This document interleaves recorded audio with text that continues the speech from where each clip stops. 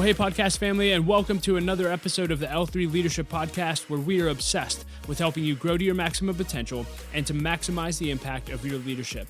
My name is Doug Smith, and I am your host, and today's episode is brought to you by my friends at Baritone Advisors. If you're new to the podcast, welcome. We're so glad you're here, and we really do hope this episode and every episode we offer adds value and helps you grow and develop as a leader. If you've been with us for a while, it would mean the world to me if you would subscribe to the podcast and leave a rating and review on iTunes or wherever you listen to podcasts. It really does make a difference and helps us reach more leaders, so thank you in advance for that. So today's episode is a very special episode. You're going to get to hear my conversation with Denny Pattyn, and Denny has been a mentor in my life for well over a decade, and he's a good friend today, and he's been on the podcast before. He's also spoken at our L3 events before, and he's a phenomenal leader. He started a ministry called Silver Ring Thing, and if you haven't heard about that, that's a ministry that literally went all over the world. 300 plus media stations covered it, CNN, 60 Minutes, etc., and it was incredible how God used that ministry to change the world. He recently started a ministry called The Family Wins, and you'll hear us talk about that in this episode. But what makes this episode so special isn't just Denny and what he's done as a leader. What makes this episode special is where Denny is at this time in his leadership journey. Denny's been battling cancer for over 6 years now, and he's at a place in that battle that unless Jesus intervenes and does a miracle, he does not think he has very long to live. It could be a matter of weeks, maybe a matter of months, and we're certainly believing and praying that God will intervene. But what makes this conversation so special is, I always ask leaders at the end of an interview what they want their legacy to be. And a lot of leaders dream about that and tend to think that it's far off. But Denny, at a stage in his life where he realizes he may only have a few more days on this earth, to have that perspective and to share about legacy and to share about life and ministry was just so significant and so special. And so I think this is really going to make an impact, not just in your leadership, but in your life. And I really hope that this will help transform you. And listen, if this interview impacts you, please share it with other people. And again, what Denny's doing with Family Wins, I think is going to be a huge part of his legacy, and I think it's going to help families transform all over the world. And so I hope you enjoy this conversation with Denny. It can be a little bit emotional, but wow, is it powerful. So before we dive into the interview, just a few announcements. This episode of the podcast is sponsored by Baritone Advisors. The financial advisors at Baritone Advisors help educate and empower clients to make informed financial decisions.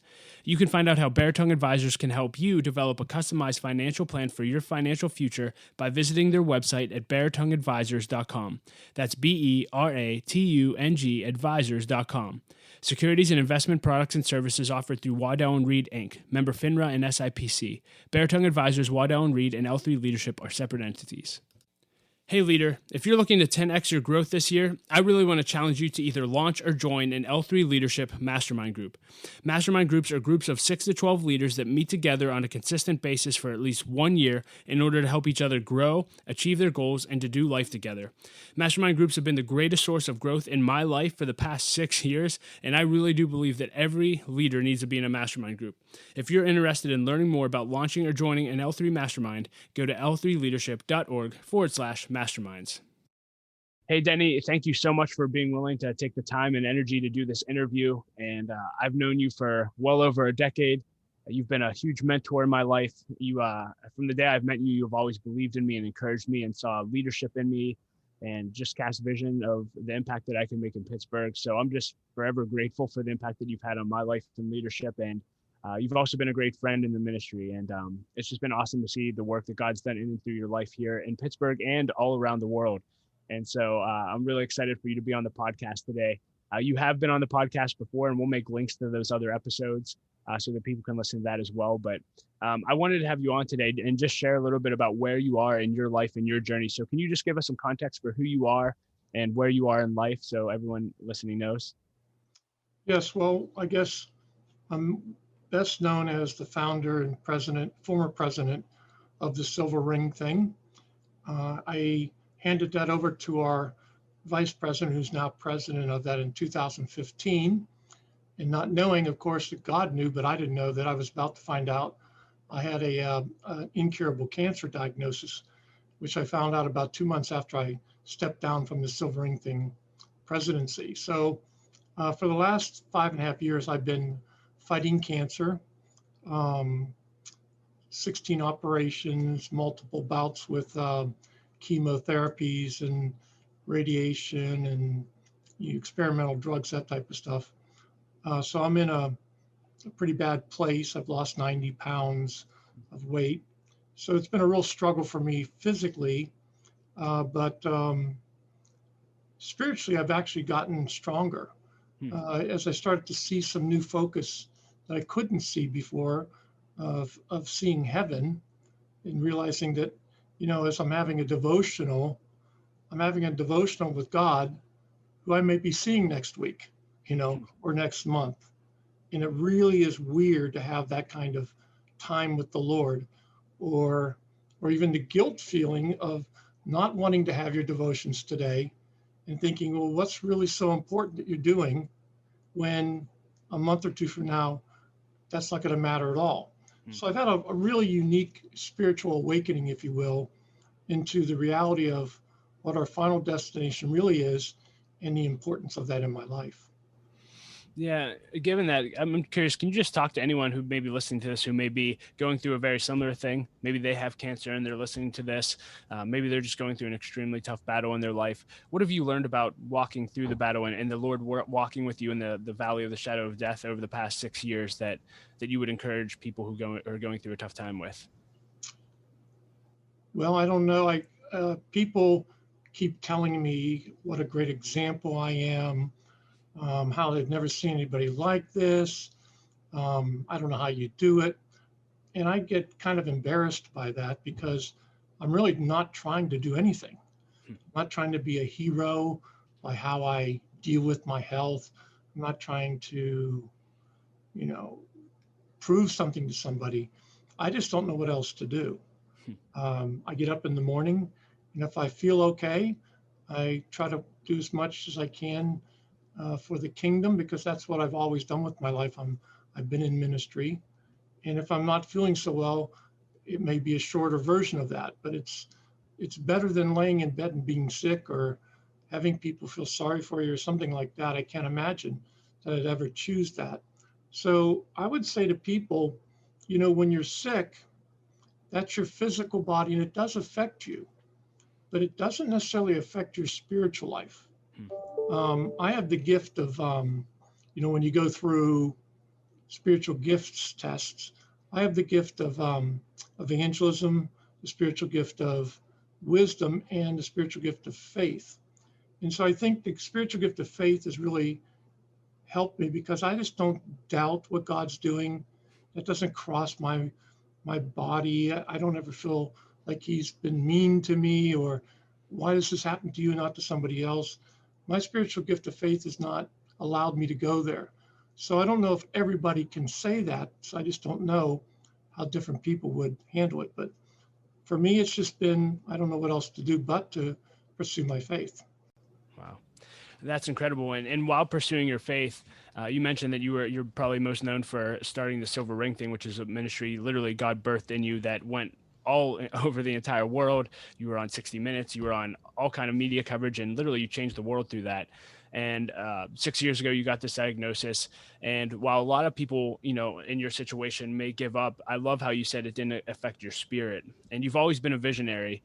And I believe it was about 2 years ago, maybe a year and a half, God gave you a new vision and called The Family Wins. And I want you to talk about that, but he gave you a new vision. Can you talk about how that happened and then what you've done over the past year and a half? And I have my Family Wins devotion right here and absolutely love it. So talk a little bit about this vision and how it came to pass. Well, I don't know how most people operate, but the way it works for me is I get visions when I'm kind of like half asleep and half awake. And I don't even know what that's called. But I'm not up, I'm not out of my bed, my eyes are closed, and I become conscious of something's going on inside me. Now, when you dream, there's always stuff going on if you're dreaming, but when you wake up, you can't almost ever remember the dream, you know what I'm saying? Yeah. But I wake up with this on my mind. So this has happened to me multiple times. It scares my wife, when I get up and sit on the edge of the bed, she goes, "Oh no, what's that?" But I guess that's because I am a visionary. God gives me vision through this dream state. But in January of 2019, I woke up sat on the side of my bed, and all I had was the family wins. I had no idea what that meant. I had no idea where I was supposed to go. It just was the family wins. And it wasn't family wins, it was the family wins. I remember that specifically. So from January to July of 2019, I didn't really know what to do with that other than I decided to try to see if I could form a nonprofit. I wasn't sure how things were working with nonprofits. I hadn't formed one for a while. So I just decided it wasn't too expensive. I'll just throw this out there and see if it can be approved. So sure enough, May, I think it was, of 2019, I had a nonprofit called The Family Wins, still having no idea what it was. I had to get board members to sign on. So what are we going to be doing? I said, I really don't know. That's why I'm telling you, could you be on the board? Because I'm not going to say yes, you know. I mean, I just got out the, templates and wrote the documents you have to write to do it. So in July of 2019, I was in Colorado. I go out there almost annually to brainstorm for a week. I was out there and I was reading my devotional, which is the same one we now have just recovered, that I've been reading for 30 years. And all of a sudden it dawned on me, I should say God dawned it on me, that the way a family wins is when a mother and father spend personal time with God every day in a meaningful way in the scriptures. If they will do that every day, I will guarantee your family will win. I'll guarantee it, okay? Because God's word does not come back void. So I began to explore that. And I started sharing it with some people. And they said, I'd like to get involved in that. I said, what do you mean? Well, I'd like to support you. So people started giving me large sums of money. And I'm like, we don't have anything yet. I just know how God works. I believe it's going to happen. Wow. So that was another sign that this is supposed to happen. So then in 2020, we began to develop. We recovered a devotional I've been reading for 30 years. We brought it up into the 21st century, and we created an app, a companion app that goes with it. Of course, I didn't know we were going to be in the middle of a pandemic, right? So in the middle of this pandemic, God's doing all this work, getting all this stuff done, which included in August, I'd gone through publishing and, editing and printing, having them printed in Belarus, having them shipped over. So we had 30,000 devotions shipped to my office. It was going to be 10,000. And then somebody said, would you think that's enough? I said, well, I don't know. I'm nervous. They go, well, I'll give you some more money, get 20. I said, all right. And then somebody else said, I think you should get 30. Wow. I said, have you prayed about that? So long and short of it is we went with 30, and the goal was to have this become available Christmas 2020, and that's what we did. So a lot's happened since then, but you held up, this is what it looks like. Yeah. Because the family wins right there. And the idea is you put a picture of your family in the sleeve that we give you, then every day after you read the devotion for the day in the scripture, whatever God taught you, you pray it back into your family at the end of your reading, and I believe God will bless your family. I believe with all my heart.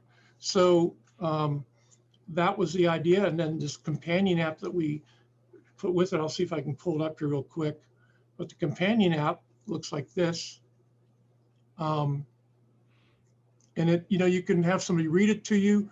You can watch a video that goes right along with the message. You can listen to a worship song every day that's tied into the message. You can then track your progress. You can write a journal. You can form a small group and work with people, and you can write comments out to the group as a whole. So you can have this unbelievable experience with a number of people or people you want to have it with, and you can be enriched by listening to a really great video, 365 different videos you can watch, 365 different worship songs. So this app really put this whole thing on steroids. Before that, I just read the devotional and I loved it. And all of a sudden this thing went in the steroid world, and all I hear about is how this app just puts it all together. So it's been a real joy watching it come together. Yeah, and I mentioned I have my family wins. I've been doing this since January. I have to cut out my picture still to make it small enough, but here's a picture of me and my girls. Cut it up. Yeah, I am. So anyway, that's my personality, but I'll cut it up. But it's a phenomenal devotion. I've been sharing it with people in our mastermind groups. I know several have bought in it. And I just want to encourage you, if you're listening to this, if you're a believer and are looking to improve your devotions, I can't encourage you enough to get this. And Denny, where can people find it and buy a copy? And we'll include links to this as well. Well, our website's pretty easy to remember. It's just thefamilywins.org, thefamilywins.org. You can go on there, you can see a couple of videos of us explaining it and read more about it, get more information, and then you can order it right on the website. So, and then you'll get a package from us very quickly, and it'll give you a link to the app, and you can download the app, and then you're good to go.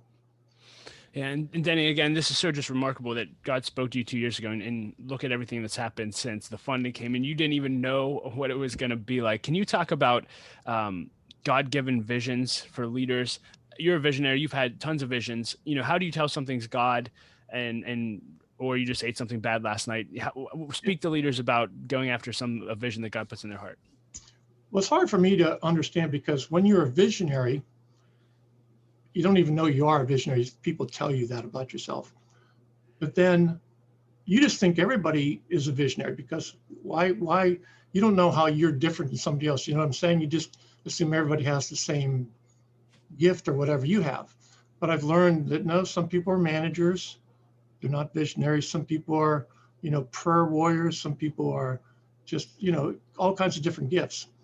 But when you're a visionary, you asked a very good question. How do you know when the idea is yours and when the idea is God's? And I've been very, very, very careful throughout my life to not claim something is God's until he demonstrates it to me. Wow. In other words, I can now say the Family Wins is God because he's demonstrated it to me. I can tell you that the Silver Ring thing was God's when 300 different TV stations, radio stations, media of all over the world came to cover us. I don't have the ability to pull that off. I could never put that together. Only God can do something like that. So I can say that was God's vision. But up till years before that, it was just something we were doing. But the best way now to describe this is I consider it like throwing spaghetti against the wall. Okay. So I get a lot of ideas / vision. Okay. They come into my head all day long. So if you throw it against the wall and it sticks there for a while, that's what I consider God's vision to me. In other words, it stays there. Like the Holy Spirit doesn't let it go. So that's what happened with the Family Wins. He didn't let it go. I mean, 2 weeks later, if I didn't think about the Family Wins anymore, there wouldn't be anything. But he wouldn't let it go. He wouldn't let it go. He wouldn't let it go. It stayed on the wall. The stuff that slides down the wall and goes on the floor, I don't think about it anymore. I just walk away. I'm very good at compartmentalizing. I'm a very focused person. Like my focus is real simple. I am on the planet to love God and to love my neighbor as myself and help people get into heaven. If people get into heaven, they win. If people go to hell, they lose. That's how simple it is for me. Wow. So I am here to harvest. I am here to help people to the best of my ability get to heaven. Whatever I do with my life, that's my simple goal. So when I throw stuff against the wall, the question is it focusing on those goals? Is it going to help people find Christ? That's why I've always stayed in youth ministry. 85% of all decisions made for Christ occur before the age of 18. Some say now before the age of 14. So if I'm interested in people getting to heaven, I have nowhere else to go but to hang out with young people and families. Like just now, with the Family Wins, realized that, and through research, the family is the number one group that evangelizes people. They evangelize their kids by a bigger margin than youth ministry, pastors, events, weekend camps. So if the Family Wins is now the umbrella, it's the umbrella of evangelism. So all the more reason that the mom and dad need to be on their game as their kids grow up so they can lead them to Christ and then bring in the church, bring in youth ministry, bring in children's ministry to help them get through those years. Yeah, Denny, I know evangelism has been a passion of yours and a focus of yours pretty much your entire life. Eugene Peterson had a quote about success in the kingdom that I love. And he said, success is simply long obedience in the same direction. And you said your life has been very simple. I'm going to love God. I'm going to love my neighbor, and I'm going to make sure people get into heaven. But you've gone the distance. You know, our Pastor John Nuzzo is a mutual friend, mentor. He says often that he believes only about 2% of Christian leaders make it to their finish line. And I'm sure over the course of your ministry and life, you've seen lots of leaders fall, lots of leaders not make it. Any advice to leaders out there on staying focused and making it to their finish line in ministry? I think you just said it, staying focused. The world, there's three kinds of sin. There's Satan, there's the world, and there's the flesh. And you're going to get attacked by one or more of those. For instance, I always got attacked in the flesh. I couldn't shake it. I could not shake it. I would ask God to take it from me. I don't want this attack. Do all men go through this? Am I the only one? I'm running the silver ring thing and I'm having flesh issues. Holy mackerel, Lord, save me from this. Wow. And the battle was intense. And of course, people would say, well, it's just Satan attacking you. I don't care who's attacking me. I hated it. I just couldn't shake it till 2 years ago. God took it from me completely, and I have zero issue with it anymore. And I can't believe it's actually gone away. Wow. So I think the focus is you're going to get attacked. Like, I think the biggest attack is the world. The world grabs people like nothing I've seen. People just get caught up in the world. Their sight is on the world. They have to have 2 of these and 3 of those and 4 of these and accumulate. And I don't think God has a problem with accumulating as long as you have what I call the open hand. I'll try to demonstrate this. God gives you everything, including your very breath, the air you breathe. You hold on to it like this. That way God can put into your hand what he wants you to have, but he can also take out of your hand what he wants you to have. So you can have nice things as long as you hold on to them like this. And then he can take things out for other needs, okay? But if you hold on to it like this, okay, and you said, no, I'm gonna run this. God can't put into your life anything because you earned it all. You found it's yours, fine. But he can't take anything out and he can't put anything in. So what I've been speaking to most recently is, especially to people of wealth, you have to hold on to your wealth like this. Because Jesus said, not some man, not some writer, not some theologian, Jesus, who came from heaven, said, it's harder for a rich man to get into heaven than a camel to pass through an eye of a needle. And so as I point my finger out rich people, there's 3 pointing right back at me. You're a rich person. You live in America. So how do you hold on to what you have, Denny? How are you dealing with that? And so that's the focus, to not hold on to the world and to focus on being a harvester for heaven's sake, and balance those two, and you'll be a happy person. I guarantee you'll be a happy person. Yeah, when you talked about you can either hold on to what you think is yours or open your hand to what's God's, you made a statement in an interview that you did with Brian Tome that I loved. And can you talk about your use of the words I versus we as far as what you do in life? I thought this was so powerful. Well, Brian in the interview was saying, Denny, you keep saying the word we. You don't have any we. You don't have an organization. You don't have a group of people that form the Family Wins. Why do you keep saying we? I mean, people think you got some big organization. And I said, Brian, earlier in my life, I said I way too often. I did this, or I led this person to Christ, or I did this, or I did that. And after I would say it, almost immediately, I'd feel guilty. The we is really God. God did something and he let you participate. That's the we. God did it. And he didn't even need you. He chose to allow you to participate. So in Brian's actual life, Brian Tome, I had the privilege of working with God to lead Brian Tome to Christ in high school. but I'm not the Holy Spirit. I didn't come into Brian's life. I don't have that kind of power. God did that. He used a person named Denny Pattyn and a personality that was attractive to Brian's home, that he could actually hear the gospel in a language that made sense to him, which was me being silly, me being crazy, and then sharing Jesus. So the we is when we realize God is the we, the two of us. So I've been thinking a lot about, like I said, getting to heaven pretty quick myself. I mean, one of these days, I'm going to close my eyes and I'm going to open them up, and I'm not going to be in the world anymore. I'm going to be looking right at Jesus. And all I want to hear is, well done, good and faithful servant. You did a lot with the little I gave you, and now I'm going to give you more.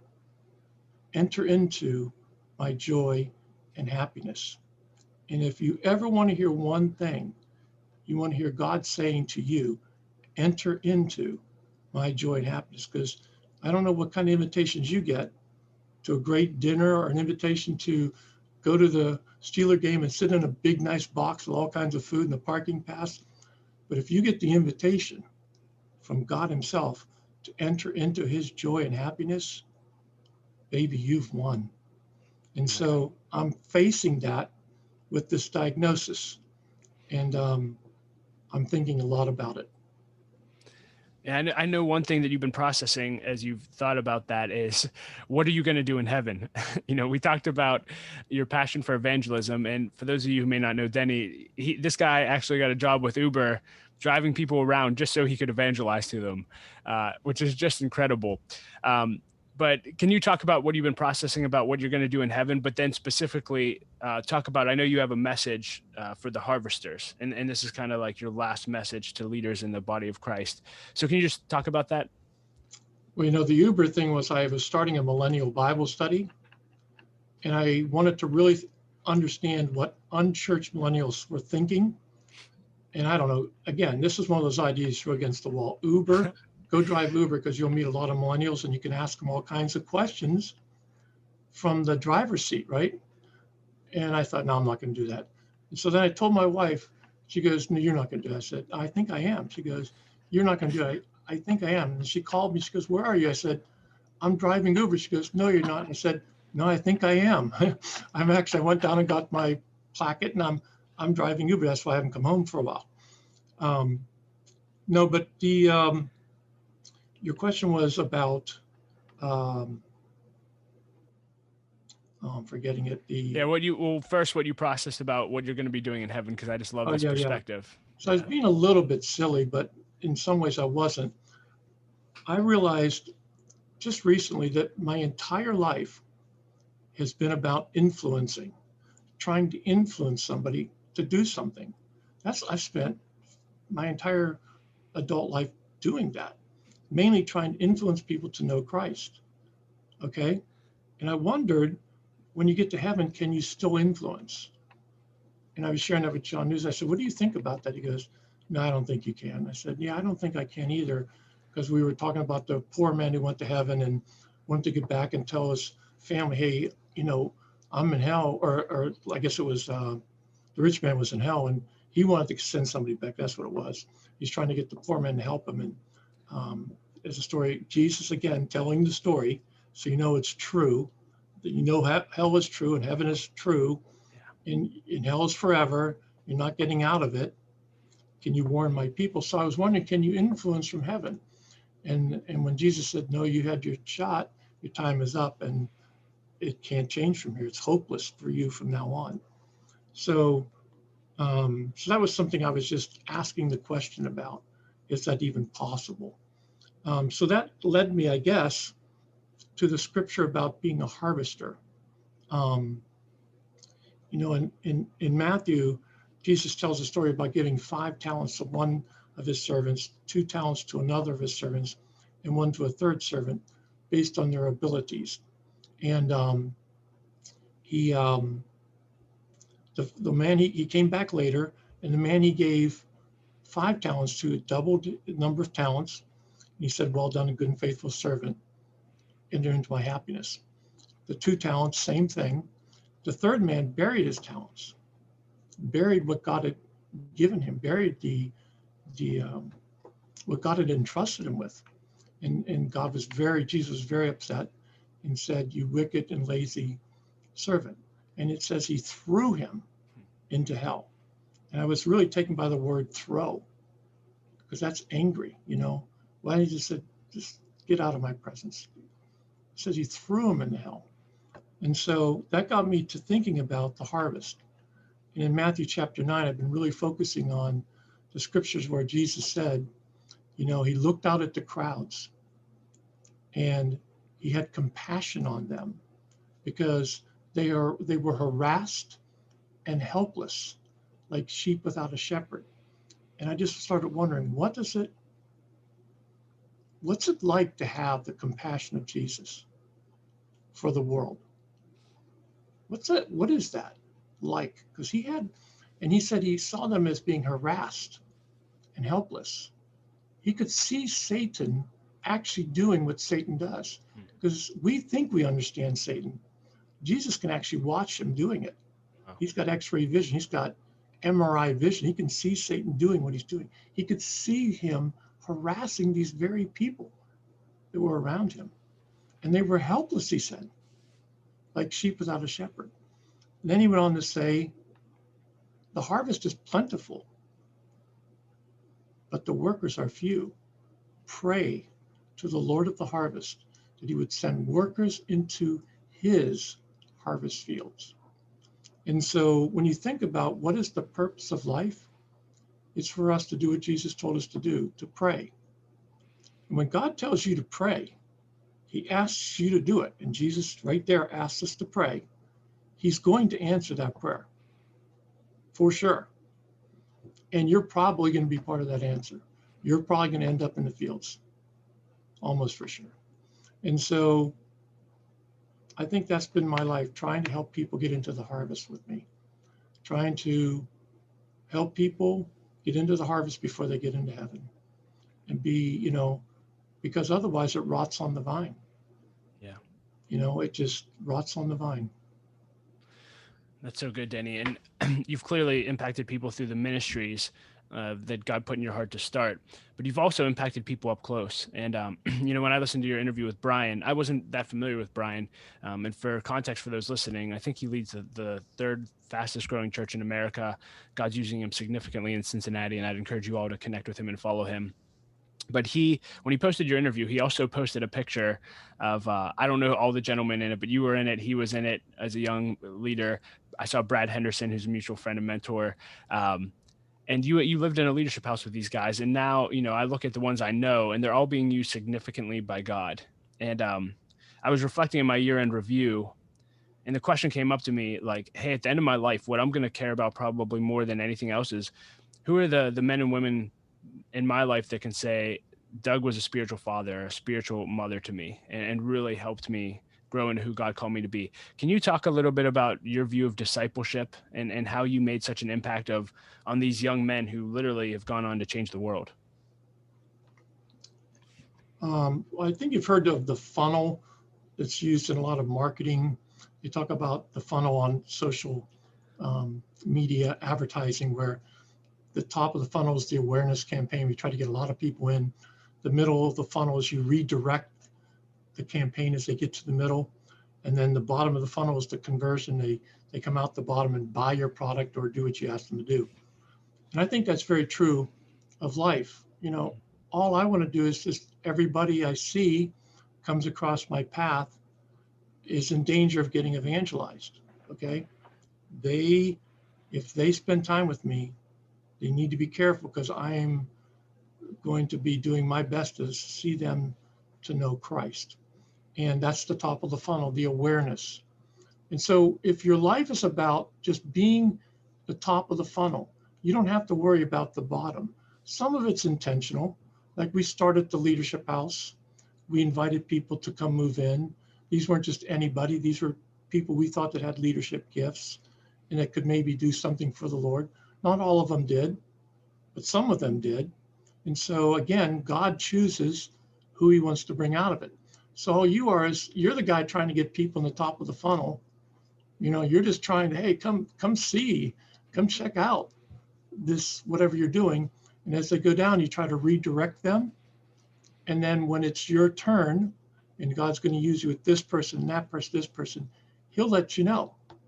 His divine timing, he'll let you know, this is a guy you really need to pay attention to right now. And let that person know. There was a young man who was a freshman in high school, went to North Allegheny High School. And I called up his parents, said, I'd like to disciple your son. Could we meet about that? So we met at a restaurant, and the son was there. And I said, look, I would like to disciple your son. I think he's got unbelievable potential. Would you be okay with that? And I've never done that before, and I've never done it since, right? But for that, some reason I felt like I needed to do that with that family. And he's in the ministry now, but God put that kid on my heart, and we discipled him. So it's just a matter of, you probably won't always know who you're discipling. I was just on vacation, and my daughter went out and she sent an email to like 200 people and said, if you'd like to send a video to my dad just to kind of reflect on what you guys did together in the ministry and share anything you want, because he's not necessarily going to be around that much longer. This is your opportunity to do it. Well, she got back 100 videos. Wow. Right? And we watched them as a family on vacation. It was 3.5 hours long. And we're weeping, but to hear the stories of what they shared with me about how Denny, when you da-da-da, and I go, no, I don't remember doing that. Denny, when you said this to me, Ada, I remember saying that to you, right? You don't know. Wow. You don't often know you don't know what's resonating inside somebody. But if you're saying biblical truth and you're putting it into a personality, I have to say that it's, Jesus had a personality. I want to be winsome with the gospel. I don't want to be boring with it. I want to be fun with the gospel. I don't want my girls growing up as these religious girls who grew up in this religious family. I wanted them to be able to handle traffic out there in their marketplace, and love the Lord in the marketplace. And, I think that's kind of where I've always been. I've been kind of like outside the church, along the wall of the church, trying to help people find the latch, to get in. That's where I've always seemed to find myself. I love unchurched people. I love hanging out with them. I love sharing my life with them. Well, yeah, and Denny, just thank you for the faithfulness to follow God's call in your life. Clearly, it's impacted hundreds and thousands of people. As we start to wind up, a lot of leaders are told, what do you want your legacy to be? You should process that early. And I'm just wondering now, whether you live for 20 more years or 20 more hours, as you reflect on your life, what do you want your legacy to be? And what do you want to be remembered for by these hundreds of people that have left you videos of the impact you've made? Well, I want to be remembered, first of all, as a good husband and a good father. I think I did all right, but I look back and think of the things I didn't do well. But I have a great family and I have a great wife. So I want to be remembered for that. But I think mostly I just want to be remembered for somebody that just, I couldn't help myself but to share the gospel. I literally don't need to be thanked. I don't need to be patted on the back. I don't need my name on anything. I really don't even want that. I like the fact that I enjoyed doing it. Every second of it, it was the joy of my life. It was never hard for me. It was a calling. I was called to do it. And I thank God that he grabbed me before I got too captured by the world. And I could talk about that for hours, but he grabbed me while I was at Penn State, and I got into leadership and I never looked back. So I think I just like to be known as somebody that enjoyed every minute of sharing my faith with the planet that I lived on. And as you look back at everything that God has done in and through you, what would you say that you're most proud of? I'd say my family. Yeah, I'm very proud of my family because too many people come up to me and tell me stories about how their family's a mess, or their one child isn't doing well, or they have a wayward this or wayward that, or my husband's thinking about walking out on me. And I've never had that. I've never had to worry about that. My children have never disappointed me. I mean, never.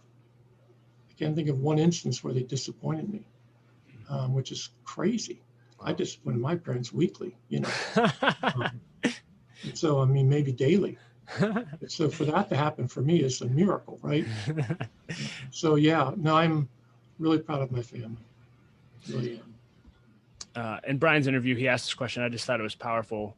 I mentioned in the beginning of the interview that you've spoken into my life multiple times over the years and just affirmed things. And just in our time together, again, not sure how many more times we'll get to connect. Is there anything you want to say to me or would share with me just through our relationship? Well, I love the fact that you have taken on the concept of leadership, leadership, leadership. And then when that's not happening, you get into leadership, right? You, because that's what I think we need to harvest. We need people who put their hand in the pile and help move it forward. And each of us do it differently, but you focused on that. And you've got other stuff you're doing. It's not your only job. I mean, you've done this kind of almost on the side of your regular work, which means it's even more of a focus to you. And I've always said, I really love the fact that God's put his finger on you and called you to do that, because I tried to do that. I tried to lead people and get them into ministry or into leadership positions, but you're much more focused on it than I ever was. So I'm really excited about how God's using you at a young age to be focused on that, and calling people to the party, calling people to be part of winning our world for Christ. Thank you, Denny. And this will be my last question unless you want to go anywhere else, but anything else you want to share with leaders today? My only thought would be to try to stay as singularly focused as you can on what is the one thing that you got to stay on track with. There used to be a guy on TV before you guys were born. You'd be like on the Ed Sullivan show. He would spin plates, right? And he'd walk down the line, and they were on like little poles, and he'd hit the plate, hit the next, and this one's wobbling, he'd run over and hit this, then he'd run over and hit this one. And of course, everybody's waiting for a plate to fall and crash. And they never did, because he was really good at it.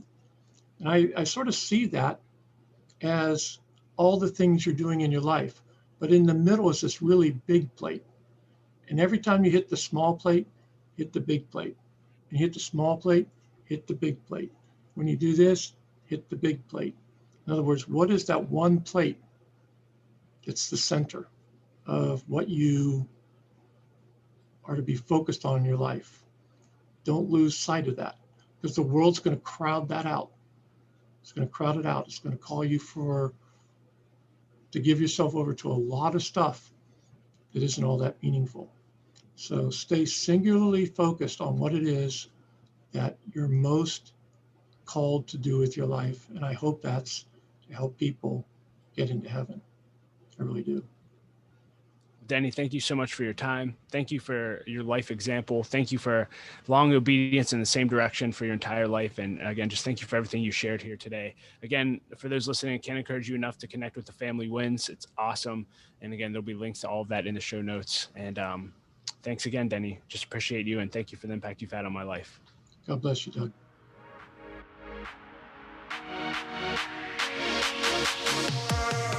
Well, hey, leader, thank you so much for listening to my interview with Denny Pattyn. I hope that it impacted you as much as it impacted me. And I really want to challenge you to think of 5 other leaders that this could impact and send this episode to them, because I really think this could change a lot of leaders' lives, a lot of leaders' trajectories, and a lot of leaders' focus. And so thank you in advance for that. And again, I mentioned it several times in the conversation, but Family Wins devotional is incredible. And I think it'll be a game changer for you personally, spiritually, but also for your family. So I encourage you to buy a copy or 10 for other leaders that you know as well. And you can check that out at thefamilywins.org. As always, you can find ways to connect to everything with Denny that Denny and I discussed in the show notes at l3leadership.org/271. As always, I like to end with a quote, and Mae West, this is one of my favorite quotes. She said this, she said, "We only live once, but if you do it right, once is enough." I'll say that again because I thought it was so fitting for this episode. We only live once, but if you do it right, once is enough. Leaders, I hope this episode transformed your life. And until next time, Laura and I love you. We believe in you. Go make a difference.